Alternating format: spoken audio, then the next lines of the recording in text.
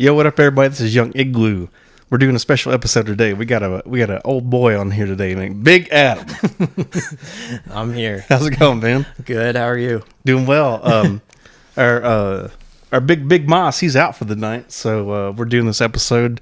Adam's out of town from Nashville. Adam, talk to us about Nashville for a little bit. What's your experience there? I guess it's pretty good. I don't really like it. It's a lot different than Johnson City. What drew you there? Work. Yeah, they said you can either move to Cleveland, Ohio, or you can move to Nashville. So Nashville's 4.5 hours away. So I was like, I'm just going to move there. I heard it's cool. It is a cool town, but like there's so much crap that goes on there. Like everything's an inconvenience to like go to the grocery store, and there's like 18 shootings a day usually. So it's a adjustment. How are you making it work there? Mountain biking. I don't really do anything else there, but I mountain bike. I've met a lot of people doing that, but it's stay strapped too. Hell yeah, man. So to give everybody a background, I've known Adam since 5th grade. Town Acres. Yeah, I've known this motherfucker since 5th grade. I know you're big into dirt biking. When did you start getting into mountain biking? I dirt biked my whole life for like 25 years. I still do it. But everyone that I rode dirt bikes with mountain biked for like cross training, and I would run instead. And they're like, dude, you need to get a mountain bike. You need to do this, blah, blah, blah. And I was like, I'm not paying $3,000 for a fucking bicycle, basically. And then I got like in 2020 during COVID, I got like this $400 bike, and I was like, this is good enough. And I went with my friend Brandon, and I think the handlebars fell off or something like that.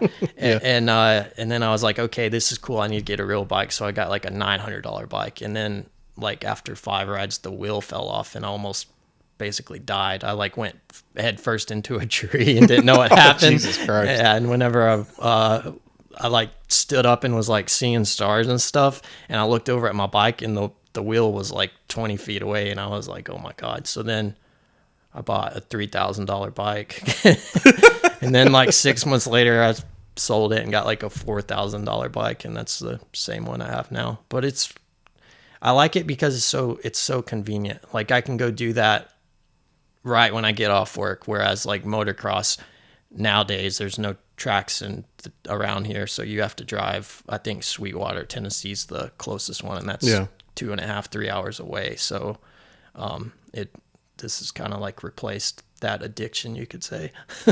Yeah, man. I knew this dude back when I was an undergrad, and he was into mountain biking, and he was like, yeah, man, like I broke my back, and then I stopped mountain biking after that. And I'm just like, yep, I don't think I want to do that. Dude, there's a guy there's this app people use called Strava, and do you know what that is? Yeah. And it anyways, there's this guy that is obsessed with that app, and he like gets mad if you beat his time or whatever. And he was at Wing Deer right up the road here. Mm-hmm. And he was like trying to beat someone's time or get like the calm or whatever. And this dude went headfirst into a tree and broke his neck. And that's like the easiest trail around here. But he's like, I'm just like, yeah, you basically almost died over that app. That's crazy, man. Yeah. It is pretty, people think it's dangerous, but I think dirt biking is a lot more dangerous. But some people say that mountain biking is like doing motocross naked because you don't have boots and full face helmet. And well, some people do, but I don't. But yeah. Yeah, I got into road biking, I think back in like 2007, and because like my friends and everybody, like my little circle, like they were all on the road bikes, and I eventually got like a Scott Speedster, which I still have downstairs. Yeah. And did you have like the tight suit and everything too? I could never do that. I could never do the tight suit. That's why I don't want to get into it, because I can't see myself wearing that. Plus I'm like really white, and I don't want to be riding up the road with like these tights on and short shorts on. They'd be like, look at that dude's legs. I know, man. Yeah, I mostly like, I was never like a huge competition road biker, but like I just did it for fitness mostly. Yeah. And I'd ride like 5 to 10 miles a day when I first started out. And then you know, like there's a lot of people that ride Buffalo Mountain, and dude, one time a couple years ago, they're doing like a controlled burn in Buffalo. Yeah, And I've seen that. yeah, they're doing a controlled burn, and like I was going like 40 miles. I was on my motorcycle, and I was going like 40 miles an hour, and this like one road biker was just like, he was crunched down. He was in the form. Dude, I did this mountain bike race or finish your story first, then I'll. But yeah, man, this motherfucker was going 40 miles an hour because like I was going 40, and like I'm just like, I don't want to go above 55 on this little stretch because it's a big turn.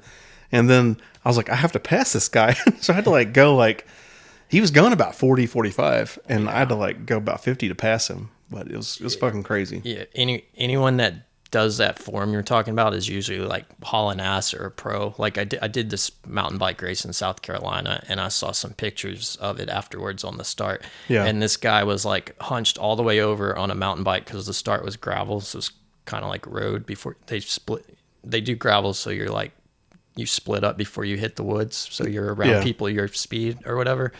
But he was like hunched all the way over, holding onto the fork, and the guy behind him was holding onto it, like you're talking about. Like, and I was just like, "How is that even safe to do that?" Like, I tried to do that, and I felt like I was gonna die. I was like, "I'm not doing this." Like, if you hit a bump or something and you're in that position, it's not gonna be good. Yeah, because they're wearing those little spandex suits. Yeah, And like the only thing they're wearing is a helmet. And if you fall on the fucking road, you're done. yeah. I wouldn't. I'm not doing that. But yeah, what were you saying? What was your story? Oh, that guy, the picture I saw, I was like, I've just never seen that in my life until I saw that. I think I have a screenshot on my phone, and he's just hunched over like that on a mountain bike. And I'm just like, that's nuts to be in that position. I mean, he was hauling ass too. He's going 30 or 40 on a gravel road hunched over like that. And I'm just like, that screams danger to me. I know, man. Like I used to, when I lived in Boston, I think one year I lived in Brookline. So like, you know, you have like Boston, and then there's the Charles River, and you have Cambridge. Yeah. I lived in Brookline, and I used to work in Cambridge. So if I took the train to get to work, it'd take an hour for me to get from Brookline to Cambridge, and I had to like take 2 trains to get there. Wow. But if I rode my bike, it'd take about 30, 35 minutes. So like I was like a bicycle commuter for like a year. That doesn't surprise me. Like our headquarters at work is in Arlington, Virginia, which is basically Washington. Yeah. And everyone that lives there, they do not own cars. They just ride bikes everywhere and take public transit. Like, it's crazy to me. Yeah, man, it was weird being a bicycle commuter because it's like I had like it's like a Schwinn World Sport, and it used to be like a 10-speed, and then I converted it to like a fixie flip flop hub and all that shit because I used to play bike polo for a little bit. Oh wow. Yeah, man. And then when I was a commuter, like I just changed up some things. I had some pannier bags. I got some new bars. Like I made it like a commuter single speed, and so part of the way, probably about like maybe like quarter mile, half a mile, was on like the road where there are trolleys, and so like there were all these like white bikes around the lampposts of people who had like they were biking, and then they got their tire hooked up in between like the rails, Yeah. and they got ran over by fucking trains. But Not surprised. that whole stretch, the whole time I'm just like, I'm not going to be that white bike. Man, there's so many people that get killed on road bikes. Do you know who Nicky Hayden was? He was he raced sport bikes. I forgot what it's I called. don't think so. But he raced these sport bikes. He was from Kentucky. They called him the Kentucky Kid. And he's doing these races going like 200 miles an hour or whatever. And he would ride road bikes to cross train. And he got hit by a car doing that and like died instantly, like I think around 2017 or something like that. But I was just like, man, he used to go 200 miles per hour in these crazy races, and he got killed on a road bike. And you always see it on the news too. Mm-hmm. It's always cars hitting these people. Yeah. That's what's dangerous about it.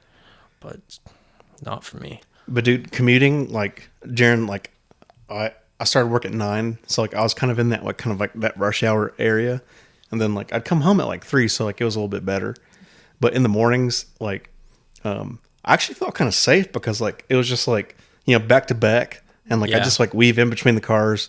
But dude, the sketchiest shit was when like you have this giant bus and I'm like riding next to the bus, and then there's a car on next to me, and I'm like, if I make a false move, I am dead. That sounds It like was fucked up, dude. yeah.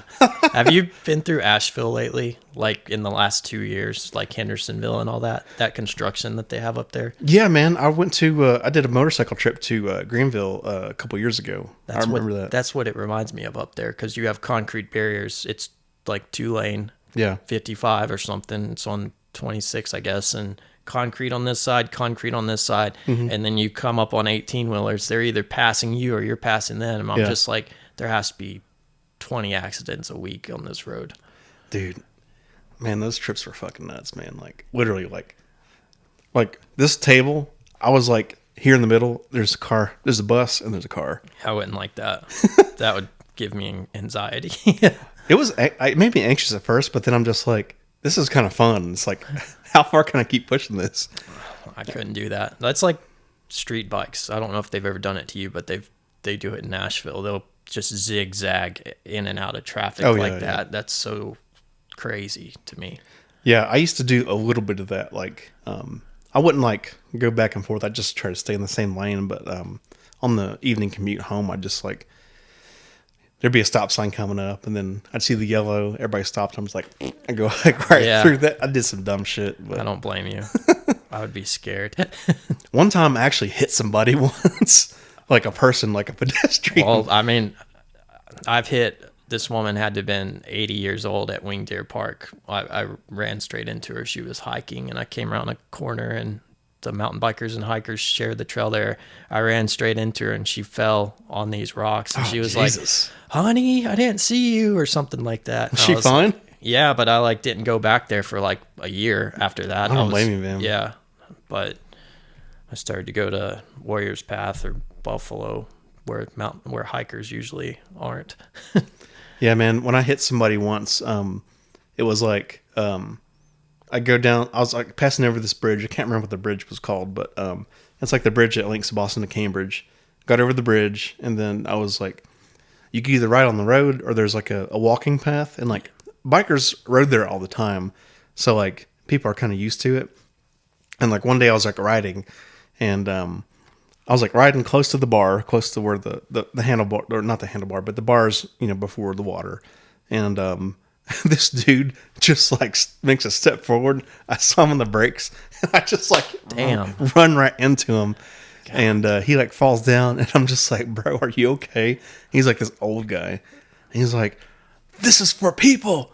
And I was like, I'm sorry. And then I just like bike away. Yeah, it's embarrassing. It's like the most awkward thing ever. It was very embarrassing because I'm just like, I ride through this all the time. Like I see so many bikers doing the same thing. I know, but like even like the hikers mountain biking, they give you the like dirtiest looks, and they probably do that for what you're talking about, the pedestrians. They're just like staring at you like you're evil because you're on a bicycle close to them or something. Mm-hmm. But I don't know. If I was a hiker, I wouldn't hike on trails that mountain bikers were on, but that's just me. That's just like asking for it.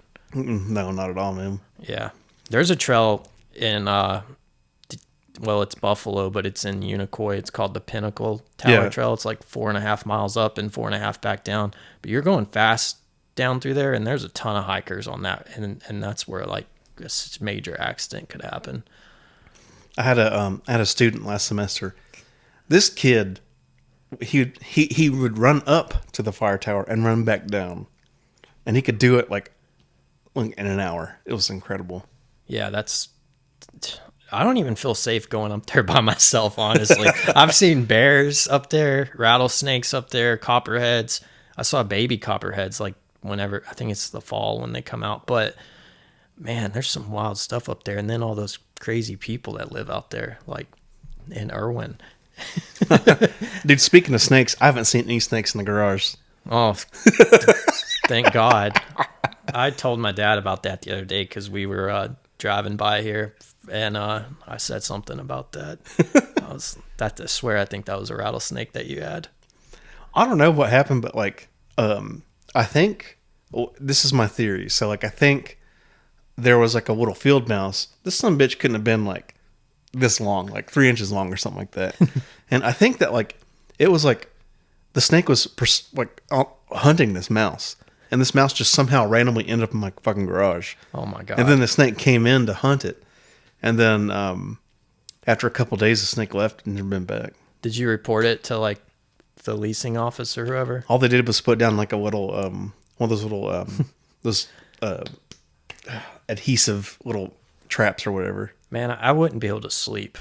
Like, that's just me, though. I guess you have a door over there, but, like, I would be, like, hallucinating. Like, I would feel like something's crawling on my leg at, like, 2 o'clock in the morning if I saw that. I was a little nervous those couple weeks after that. Yeah, I don't like those things. I mean, a lot of, even if you're outside, sometimes they blend in with the leaves, like the copperheads do, and you could easily step on one or ride over one. I saw on the news there was a rattlesnake in the parking lot at Walmart here on Browns Mill. Yeah, like just hanging out in the parking lot when people were videoing it. Well, that makes sense because they got that big wooded area next to it. Yeah. That's where all those cats used to live. I don't think they live there anymore. Cats. Yeah, man. I remember when that first place, when it first opened up, there was like a shit ton of like stray cats. We're talking about like 30, 40 cats or something like that. How did they get there? I don't know, man. I don't know how they got there, but like, I remember for a while there when I was a kid when that place up. I can't remember when it opened, but I remember like I was younger when it did open, and like we'd always see cats over there, and like there'd be people that'd be feeding the cats. That's weird. There's not as many cats there now, but they are still there.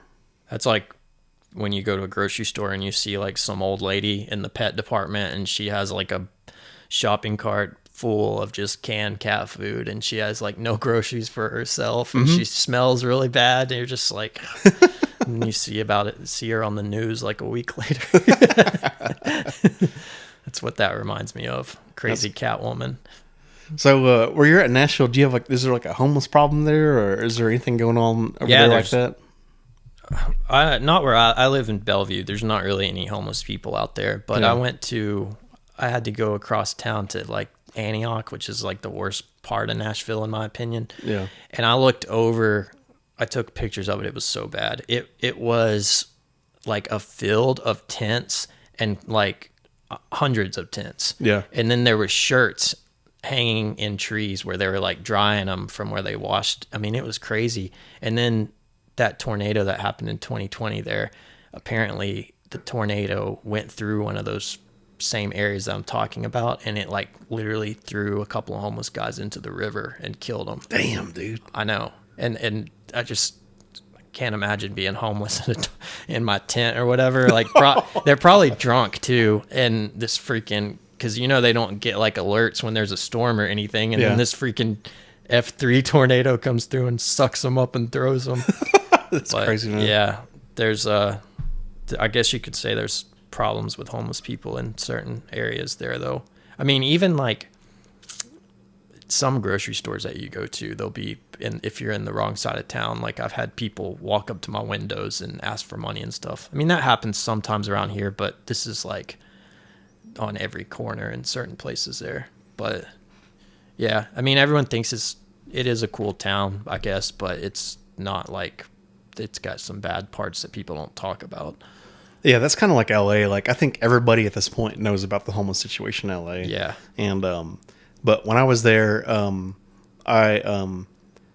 first time I encountered the homeless there was I used to live in South Pasadena, and like South Pasadena is like where the 110 hits, where it starts, and then like it falls down to downtown. So I could get downtown.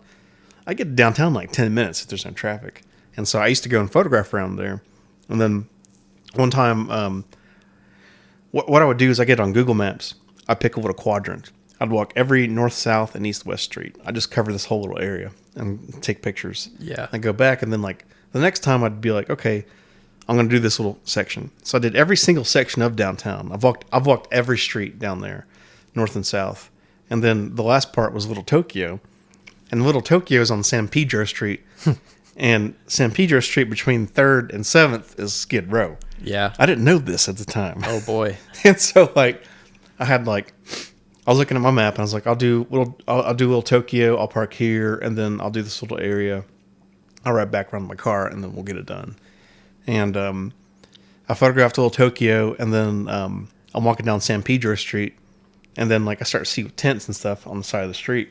And I'm like, oh, that's no big deal. I'm not fucking with these guys. They're not fucking with me. No big deal. And then when I got past 3rd Street, it was just like every corner of the sidewalk was tents. That's what I'm saying. It's freaky. Yeah, man. And like, this is the first time you've seen that kind of stuff. Because Boston, like, I didn't really see a whole lot of homeless people in Boston. Just because, I mean, it gets so cold up there, and all the snowstorms and stuff. I didn't really see a whole lot of it up there. But, yeah, man, I'm walking down, like, San Pedro Street. And then at a certain point, I'm just like, this is Skid Row. I need to get out of here as soon as I can. It's like, I'm like, the LA blocks, they are long. And once I realize I need to get out of there, I'm just like, okay, I stick out like a sore thumb here. I need to leave. And as I'm walking, somebody hits me on my shoulder like really hard, like really fucking hard. And I look over, and it's like this lady that's got no shoes on. Oh boy, she looks like Sarah Connor, and like she like hit me, and she's like dancing around the streets. Cars are like slamming on the brakes because like she's just like not even paying attention to anything. And she hits me in the shoulder, and I'm just like, I gotta get the fuck out of here right now. And then I start walking faster. She hits me again. I'm just like, I'm getting out of here. And then that was my first homeless experience in LA, man. That's some fucked up shit. I can imagine. That would freak me out, especially when they actually touch you like that. I know, man, because like growing up here, like I remember seeing like at the John Sevier Center or something, maybe like 2 or 3 homeless people. When we were kids, it's like, oh, that's Colorado Bob. He's Tommy Bradshaw's the one I think of. Yeah, man, it's just like back then. It's like we had like a handful of homeless people, and like you knew them. And now, and then like coming from that to like Skid Row in LA, it's just like, holy shit. Yeah, that's why I was like taking pictures of it when I saw it, because I was just like, I mean, it literally looked like a campground, but it was homeless people, and it was just tents and trash everywhere, and like a Family Dollar right next to it or something. But yeah, it was freaky to see.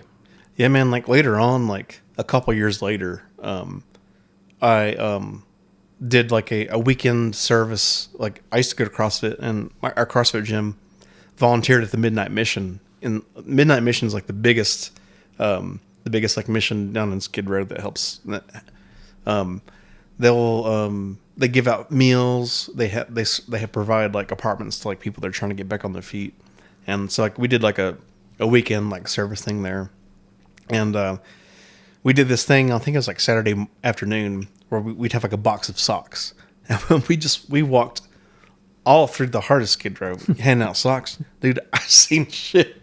Like, I saw some shit out there. It's like a third world country out there, man. Yeah. But it's like in America. It's so crazy. It's crazy to even like, I mean, those people, I would imagine they do not even know what day of the week it is. No, absolutely not. Yeah. So like the time changes tomorrow night, spring forward or whatever. Like they probably don't even know that. They don't even know what time it is. I don't know, man. It's crazy. I saw some crazy shit where like people were sitting like on the sidewalks, and they'd have like a hood or like a something over them, and I'm just like, oh yeah, these guys are like they're getting high. And then like I walk down the next block, and there's this dude that's like selling like stolen cell phones to like people that live there, and I'm just like, this is so crazy. Man, I've seen so many homeless people now that I think of it, like drinking mouthwash to get drunk and all kinds of stuff, or huffing air duster. I don't know. It's crazy to think that people actually live that way, though. I almost had to get in a tangle with a homeless guy once. Seriously? Like, yeah, dude. I lived in this neighborhood I feel like this has happened to me, and I'm trying to think of it. Yeah, man. I lived in this neighborhood called Mid City, and it was like a predominantly like Hispanic neighborhood. And I was the one white-looking dude in the whole neighborhood, and Stood out. Yeah, stood out. I mean, like that wasn't a big deal; nobody cared. But we used to. So the apartment, we had like a driveway, and then you go into the driveway, and then there's a parking spots for everybody that's like covered. And then like to get to our apartment, we go up the steps, and we're like at the top left. And one time I was coming home, and like there's like this random dude in like those, he's like dressed up in those little woven kind of like hippie looking like oversized hoodies. You know what I'm talking about? Yeah. Be like, oh, we're going to Humphreys McGee tonight. We're gonna like smoke some Joe. But yeah, this dude was wearing this like thing, and he's just sitting there, and I'm just like, oh, he's probably friends with like Crazy William from next door. I had to call the cops on that dude many times. But yeah, I was like, yeah, he's probably associated with William, whatever. And I was like, what's up, bro? And then he just kept showing back up. And then my girlfriend ran into him once. I'm just like, I don't think William knows this guy. And then he kept showing back up. And then like the landlord was there. He was there one day during when the landlord was. I'm like, this landlord was such a I hated this guy. I still hate this guy to this day. But I was like, bro, this motherfucker's here. We got to get him out of here. Me and you got to get him out of here. And then like me and him both confronted him. And we're just like, yeah, you're using drugs. You shouldn't be here. And he just like walked off. And I'm like, okay, we solved the problem.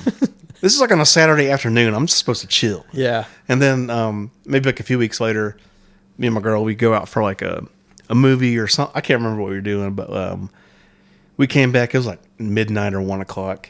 And we're driving by. We see this motherfucker up there sitting at the top of the steps. And she got scared. And I'm just like, I've got to whoop somebody's ass tonight.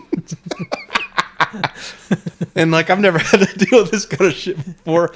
So I walk up and I'm like, hey, get the fuck out of here, man. I'm going to whoop your ass right fucking now if you don't get out of here. Did it scare him? It did. I was about ready to fuck throw this guy through a window. I guess it's like talking to a dog or something when you're dealing with it like that. You're just yelling at them and you know they'll be scared. He always seemed like he wasn't really a part of the world. He always seemed like he was just fucked up in some place. And like I just had to like be like, dude, get the fuck out of here. Otherwise I'm going to beat your ass right here. Man, those guys there's no telling what goes through their head or what kind of like conspiracies they have about the world. I know, man. And the crazy thing is, just looking back, it's just like, I can't believe I did that because like, I don't know if he had like a knife or a gun or anything on him, but like my girlfriend was scared and I just went in like primal, like I'm going to fuck you up mode. That's scary to think about though, because like they have nothing to lose. Like if they did shoot you, jail would probably be better than where they're at now. That's what's scary about it. It's crazy to think about. Homeless people. Yeah, man. I mean, I remember I moved on the west side next to Venice. I lived in Mar Vista. Yeah. And we had like a old dumpster out in the back. And like one day I was throwing out some trash and there was some dude standing in the dumpster.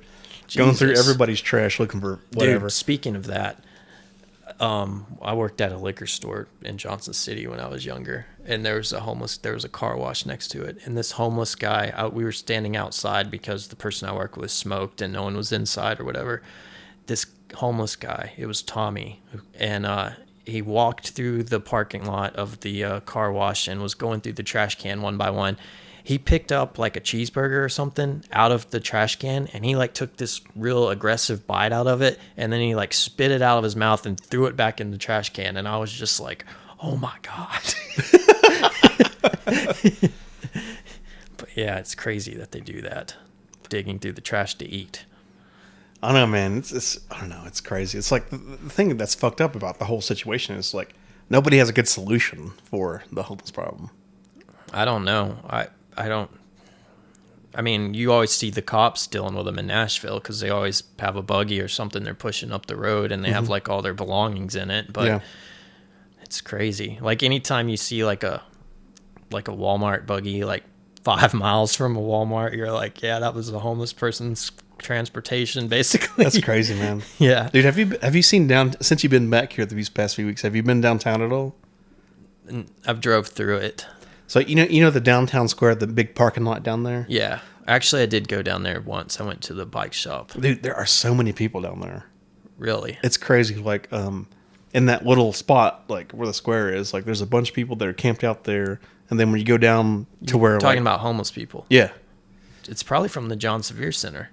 It could be. I mean, like there was an article a few weeks ago that was talking about how like at the Sevier Center, that main door you can use to like enter the premises, there was no passcode, there was no security there, and so like they had an issue where like people were going in and sleeping there every night and like taking shits. Oh my God. In that little area, so they had to put a passcode and they had to hire like a security guy. Yeah, I'm not surprised. They probably have. Hopefully, they have cameras. Mm-hmm. And that's scary to think about. No, I haven't been. I need to go down there and explore, I guess. It looks like it's trying to change. It's weird, man, because it's like there's a lot of new shops down there. There's a lot of younger people that are hanging out there that didn't used to. But then there's also like this like huge homeless situation that's happening too. Every time there's a shooting in Johnson City, it seems like 70% of the time it's somewhere down there too. Mm-hmm. Like, I don't know. It's just crazy to think about. It's all downtown JC. We got to talk about something more uplifting. Yeah. Jesus Christ. Homeless people. Yeah, man, you're heading back to Nashville tomorrow. Are you excited about that? Kind of. Not really. I mean, going back to work and stuff, so it'll be...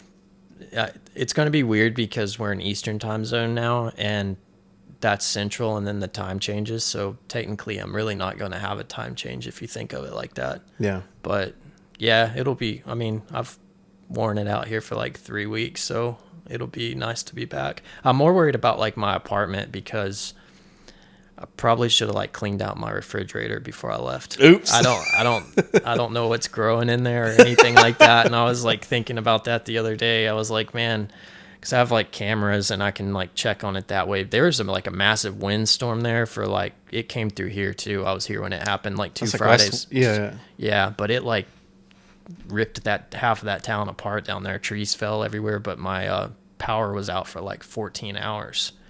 And I'm still reading stuff in this. I'm in a Facebook group down there where I live, and people went like 4 days without power. That's so crazy, man. Yeah. It's crazy how much different life is down there, and even weather for being 4.5 hours away.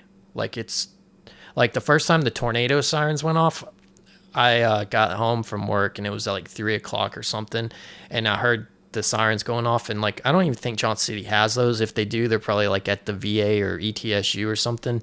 But these things were so loud, and then I had like an Amber Alert type noise on my phone, and then someone called my phone, a robot, and it said, "There is a tornado warning at your current location. Take shelter immediately." And like those sirens were going off, so I like walked outside, and this lady was walking her dog, and I was like, does this happen all the time? Is this serious? Like, where am I supposed to go? but yeah, it's like a totally different world down there. It's not that far from here, and it's night and day different. Everything.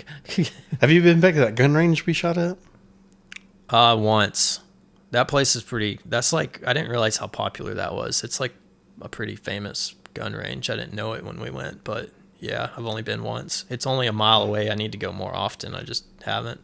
Yeah, I think I sent you that video. Like, I was like watching some random like gun review on YouTube, and like, yeah, we're here at Nashville. We're at Royal Range. Yeah, that place is cool. There's like, I don't remember if I was with you or I was with my friend Brad, but it might have been, I think it was Brad. But there's like these old army guns that you can rent, and people go there for like bachelor parties and birthday parties, and I don't know what this gun's called, but you have to like lay down on your stomach and hold it, and it's fully automatic, and it just like it's so freaking loud. It scared the crap out of me, and I had like earplugs in. It was crazy. They literally have every gun available at that place that you can rent. So if you ever want to like buy a gun, just go there and rent one for a day and shoot it and make sure you like it, and then go buy it. But yeah, that place is cool. Where do you go around here? Unaka? Yeah. I just joined Unaka, I think, tail end of last year. That's outdoor, isn't it? Mm-hmm. Yeah, I would probably like that.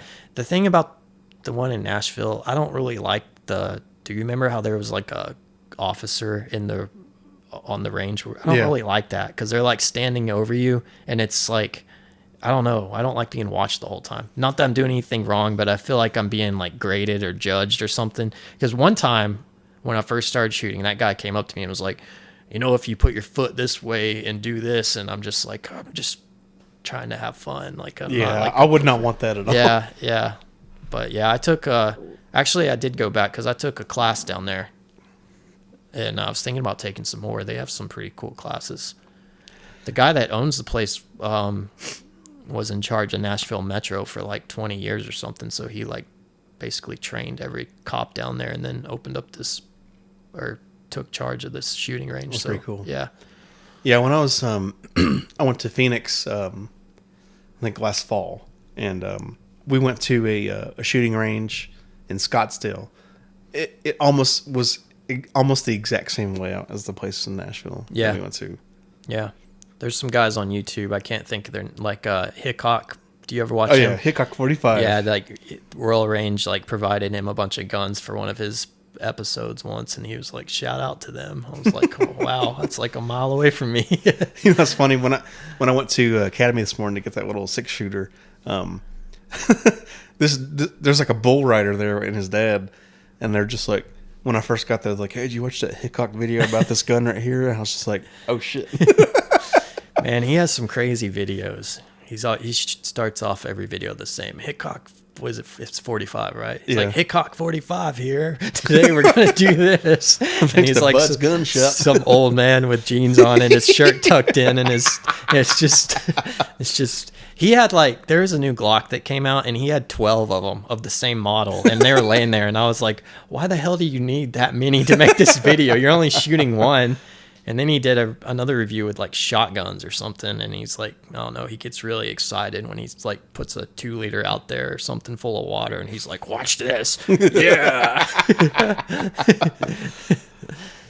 Yeah, man, I was watching this. I was thinking about getting like a 357 Magnum, like the I think it's the Smith & Wesson Model 29, like the Dirty Harry 357. Yeah. And he's like, I've had this since 1974. I put about 100,000 rounds through it.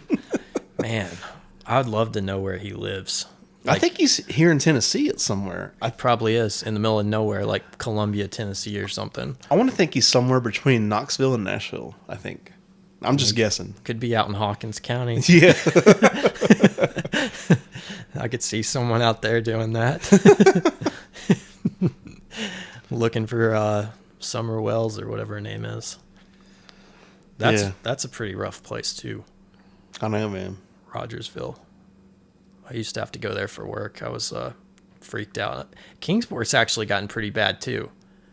Like Weststone Drive area. Mm-hmm. That's hood. There's more homeless people out there than I bet there is in Johnson City. I know, man. They're breathing all that Eastman juice in too. Dude, I had to live out there for a year, and for work. Like this was like 9 years ago or something. But I remember it snowed like 3 inches in Johnson City, and you know that's only 15, 20 miles up the road. You would think that it would snow there. I mean, it snowed just as much there, but there was none sticking to the ground, and I'm pretty sure it was because of Eastman. Yeah, man. Like last summer, there was like this because I was working out there last summer for about 3 months. I was working out near like Lynn Garden, Weber City, and Gate City. I was kind of like working in the area last summer for a few months. And like I was looking at the news one day, and like there's like this like purple smoke that had emitted from Eastman, and everybody like nobody knew what it was, and I'm just like, I need to get the fuck out of here. Yeah, fuck this place. I know. Everyone around here works there. Like, I don't know. It's crazy. It's blown up like twice or something like that. It's like Chernobyl, man. It's like, Man, speaking of, you said Lynn Garden and Gate City. I was thinking of when I used to be a sales rep, and I used to have to go up to all those places in Big Stone Gap, Norton, Virginia. It got really bad up there. And then Whitesburg, Kentucky, and Hazard, Kentucky. Have you ever heard of people eating dog food? Mm-mm. Well, like we were like the number one pet food, and I had all this like data on my computer, and I was like, told my boss, I was like, holy shit, have you seen how much dog food this store sells in Hazard, Kentucky? And he was like, oh, you really don't know, because I just inherited that store. And he told me that the humans eat like Alpo dog food in a can, and I didn't believe it. So I went up there, like next time I went up there, and I was talking to the manager at the store or whatever, and I was like, I was just comfortable with him at that point because I'd been up there a few times. I was like, can I ask you something? And then he was like, yeah. And I was like, do people really eat this up here? And he was like, yeah, it's not that bad. And I was just like, oh my God. Oh my God. Dude, if you ever are bored, you should drive up there one day. It's 2.5 hours from here. Hazard, Kentucky? Yeah. Hazard, Kentucky. Jesus fucking Christ. There's another town up there. I think it's called Pound, Virginia, but they have a maximum security prison up there. Oh yeah, that's they right. they keep the DC sniper up there. Lee, the younger person, not the Muhammad guy, but Lee Boyd Malvo, I think is his name. But they have him like locked up there, and that prison's been on like A&E before on those shows that they have. That's crazy, man. Yeah, it's wild up there. But you said Lynn Garden, and I just brought back memories of having to go to Lynn Garden, and then I'd go up there. Yeah, man, because I used to go up to all these parts of Virginia. Like I went up to like I'd never been up to like Dungannon or anywhere like that before. Yeah, I'm trying to pull it up on the maps here because it was what was this, like Gate City, Weber City. Yep. Let's see what else was up here. Go to Fort Blackmore.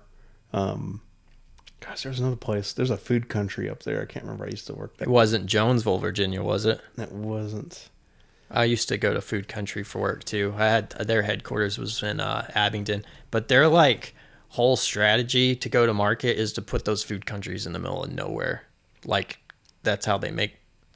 I think that's how they get business. Did you know they have a NASCAR team? Like they won Talladega. What? Food country did. No shit. Yeah, like Parker Klingerman, I think is his name. Yeah. But they're the title sponsor for him, and they have like a shop up there and everything. But yeah, he won Talladega in the truck race cup like 6 or 7 years ago, probably. That's crazy, man. Yeah. Yeah, the one I used to work at was the Duffield.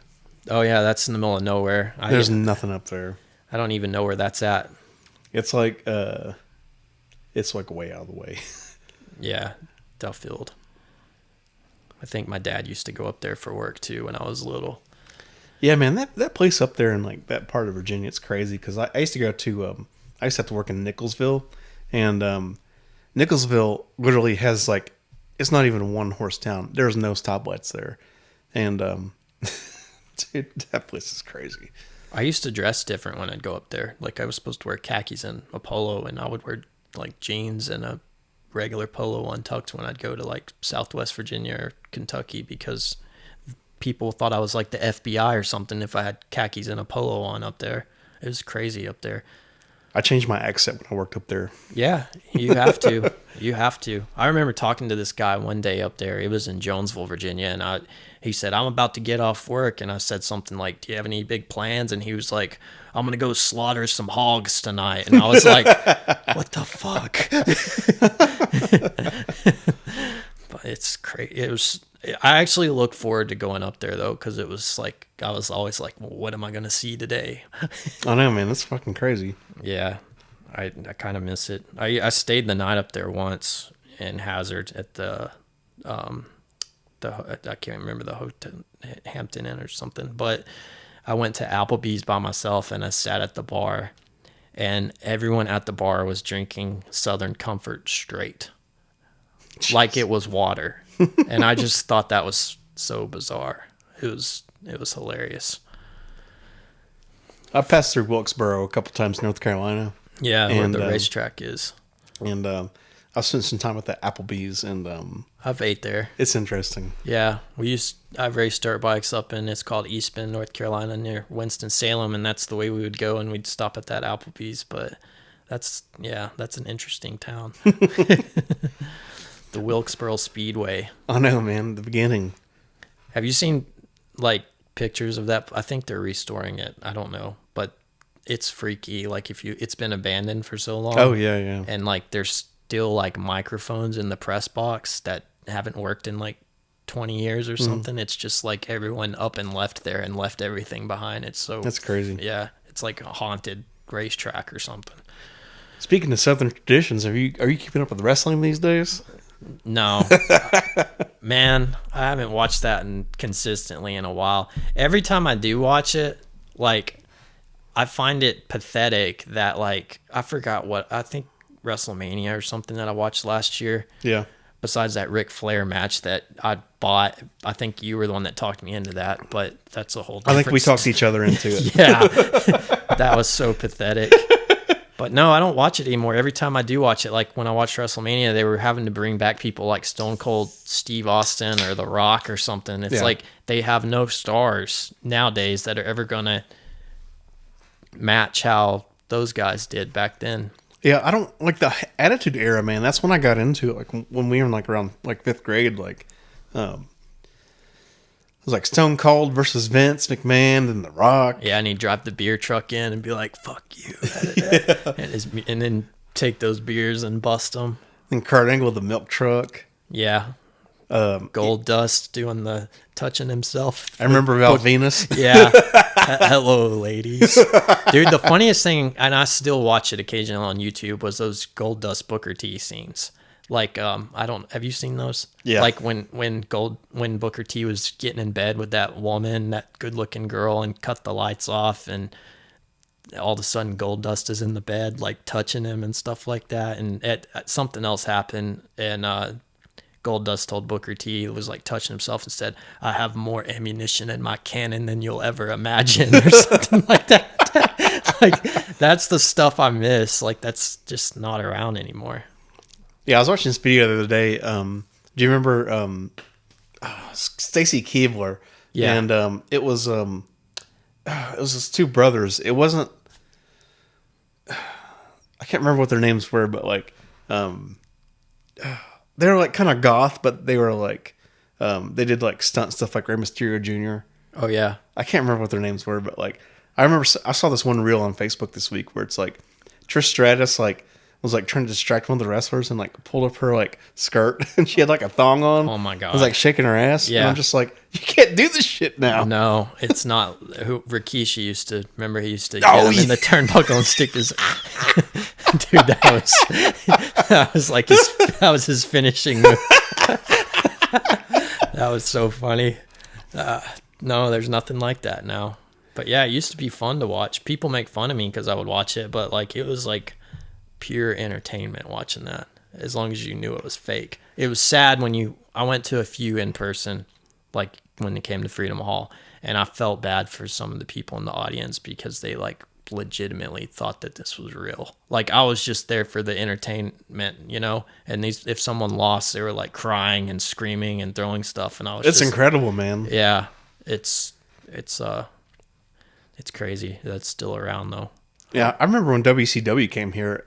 Ric Flair was here, and then Hacksaw Jim Duggan was at the same match too. Dude, if you go to the WWE network, you can look that up. When Nitro was here, my brother and my mom and dad and me are on the front row, and we're like little kids, and it's hilarious. We had front row tickets somehow back then, but yeah, the Ric Flair, that's like his legacy is crazy. Like it's still relevant today. Like I wish he didn't do that match though in Nashville. That was like the saddest thing I ever watched.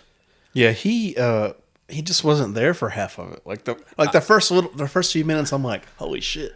Yeah. And then that whatever he did when he acted like he was having a heart attack, I thought that was real.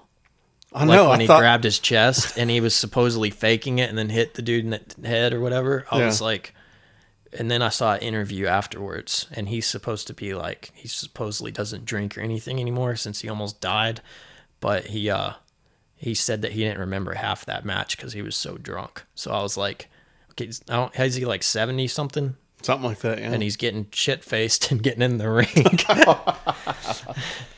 Yeah, because we did an episode on the Royal Rumble like a couple months ago or something like that, and I haven't kept up with any of the new wrestlers at all.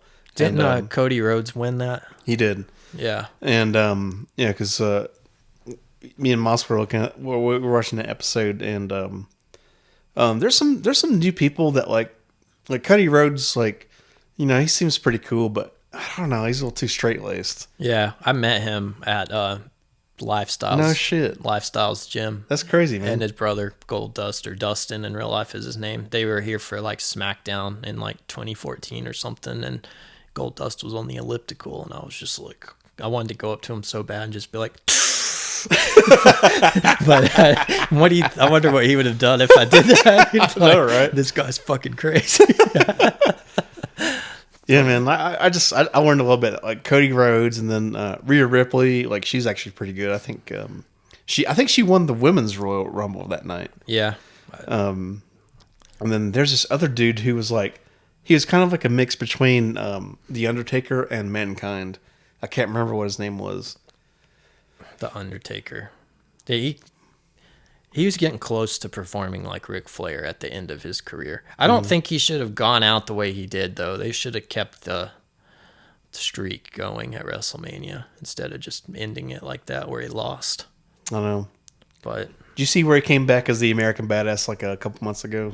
no, I didn't.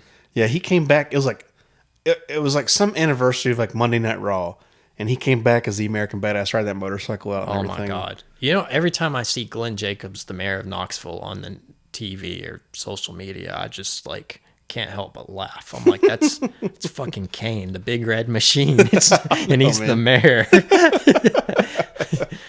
But yeah, those were the good days when they used to say that Kane and Undertaker were brothers or whatever. Yeah, man. Yeah, Mankind was something else too.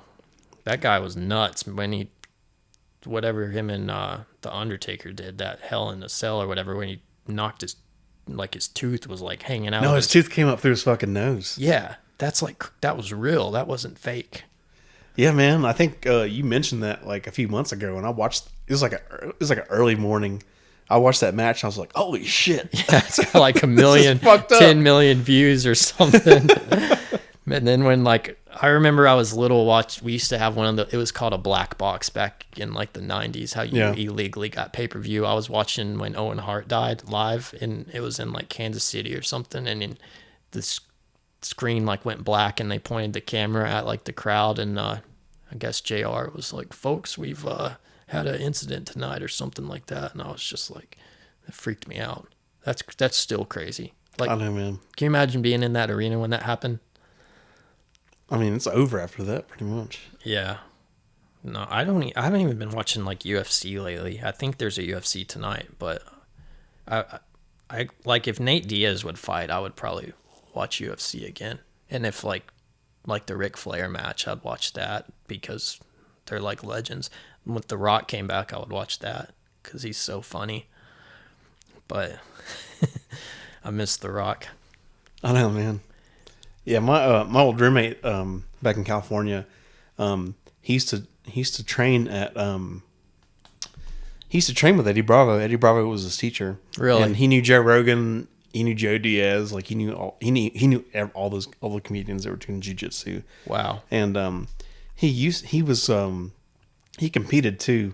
When I moved in with him, he was like getting ready for like a tournament, like changed his diet and everything. And I remember sitting down with him one Sunday afternoon, and like it was like a UFC, it was like a Brazilian jiu-jitsu match, like that was happening in Orange County or something like that. And he's like, "Yeah, I was supposed to be in this weekend, but I fucked up my ankle or something." Damn, that's crazy. Yeah. Could you ever do that, like UFC? I'd have to get LASIK, bro. I just can't imagine can't imagine waking up that day and driving to the arena and walking into the arena knowing like I was about to meet someone whose goal was to whoop my ass and my goal was to whoop their ass. Like that would be, I just can't wrap my head around that, how those guys do it. But I guess that's just a lifestyle for them if you're a fighter. So it's probably like riding bikes or something. I think I can see how it would be fun, but like when I used to ski, like I was skiing in the trees, and there's like this big scoop, and this big scoop, and then it went back onto the main ski trail. Yeah. And I was like, all right, I'm gonna go fast. I'm gonna hit this and jump back on the main run, and that didn't happen. And so like I was going too fast, I lost control. I fell on my head, and I was wearing a helmet. So when my helmet hit the snow, dude, my contact popped out of my eye. Holy shit. Yeah, and then I was just like, I don't think I could ever do contact sports unless I get like LASIK or something like that. I didn't think of that. Yeah, you're not allowed to use any of that stuff in the ring. Yeah. That'd be dangerous if you were in there and you couldn't see your opponent too. You'd be like, I just don't like the whole aspect of like, you're wearing like spandex like the road bicyclist, and like you just like, I don't get it. Like even like none of those guys dress like that in real life. They're like, I don't know, they just have a Speedo on basically. But I mean like Nate Diaz, I think it's like Scar tissue that is his problem. Yeah. But he gets cut open so easy because he has so much scar tissue. Like he barely gets hit in the eye, and there's like they ended one of his fights a couple of fights ago because so much blood was just running out of this guy. Jesus Christ. It's just and their ears are all like Oh, the cauliflower ear. yeah, that's crazy to me. But no, I haven't even watched that lately. I used to, for some reason, I got into watching Ronda Rousey back in her prime, and then that was pretty pathetic how her last two fights went. I think the Holly Holmes fight was like 9 seconds or something like that, and there was like all this hype about it for like a month, and then everyone bought the pay-per-view for $90 or whatever, and it was like a 9-second match. The thing is about wrestling though, they're not going to get shit like that because it's scripted, so you're going to like get your money's worth. I know that. Oh yeah. Yeah. Because it's just going to be, you're just paying for entertainment. Like UFC is kind of unpredictable. It could be the whole fight could last several rounds, or it could be like 9 seconds. Yeah, because I remember, what was it, a few years ago, it was like McGregor and Mayweather, they boxed. Am I right about that? Yep. And Mayweather barely won, but like that was like crazy how much money they made. I watched that. I bought that too. I didn't pay for it, but I watched it. But I remember. I just felt I'm just like, I was hoping somebody get knocked out or something like that. I couldn't figure that out. Like this whole Jake and Logan Paul thing is like freaking me out. Like, Yeah, because one of those guys fought Mayweather. Logan, I think. Yeah. But it's just like, that's like discrediting these people though. Like this guy is like a YouTube star, and now he's gonna like step in the ring with the greatest of all time and hold his own. You know, he's not gonna win, but he's gonna hold his own. So it's just like, I don't know. I know Dana White says he's not gonna let him fight in the UFC because of that, but those guys are nuts. That would take some balls to get in the ring with someone like that. I know, man. There's just so much money though. Like Mayweather's probably, I don't even know what his net worth is, was probably close to $1 billion or more. Oh yeah, of course. Yeah, the money. His whole team's kind of like wrestling, like a entourage of like for wrestlers with his manager with the suit on and the sunglasses. Oh yeah, like a Paul Heyman or something. Yeah. Paul Heyman does. Who is it? He doesn't do Brock Lesnar anymore. He does. I can't think of his name, but I thought that was crazy that he has a new wrestler. He's not. I can't think of it. Who's the guy that's The Rock's cousin? I think he's his manager. Oh, he was on the last Royal Rumble. Yeah, he doesn't come out with Lesnar anymore. That's how much I haven't followed it. When I saw that, I was like, holy shit. Remember Paul Bear with The Undertaker? Yep. Paul Bear. And those casket matches. Oh, man. And he'd come out with that urn and all that. And then Jimmy Hart with Hulk Hogan. I think that was his name, Jimmy Hart. Oh, Roman Reigns is the guy. Yeah, that's crazy to me that Paul is not with Lesnar anymore. Like, Roman faced Brock and Paul was like in Roman's corner. I thought that was nuts. I think he's like The Rock's cousin. I think so too, yeah. Yeah, they had like the same tattoo too. But yeah, that would be kind of cool to be a manager if you had that personality, because you're not really going to get hurt. You're just going to stand there and talk shit and act stupid. I know, man. Yeah, I need to watch it more though. Well, I don't know. I just can't get into it. Yeah, man. Like, I watched the Royal Rumble and like a little bit of that, like, a little bit of that spark from a kid came back, and I'm just like, this is not what I would grew up with, but I still had fun watching it though. Yeah, I watch stuff like that because it's on Peacock, and I watch Supercross all the time, and that's the only way to watch Supercross. I always see like wrestling on there, and yeah. But yeah, the WrestleMania a couple of years ago was pretty good when all those 90s people came out. That was pretty crazy. Oh, on the Royal Rumble, the Edge came out. Yeah, he got out real quick. Yeah, Booker T came out too. Yes. He's like got to be in his 50s. But I was like hoping Goldust would come out and mess with Booker T. That would have laughed my ass off if that happened. We thought The Rock was going to come out for the Royal Rumble. I couldn't figure out the Royal Rumble. I was confused because like there was matches after that, and I thought the Royal Rumble was always the main event. But I was just confused by that.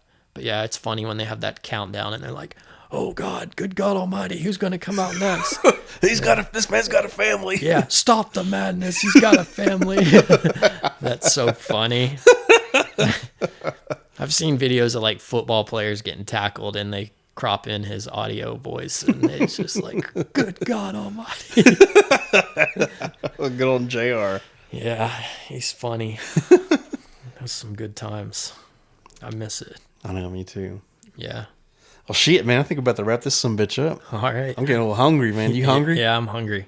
Yeah, let's starving. get something to eat, man. Cool. Well, hey, man. Thanks for coming on, man. It's good seeing you. Good, no problem. Good having you on. You too. All right, everybody. This is Young Igloo. We got old Adam over here. Thanks for stopping by. We'll see y'all next week. Peace.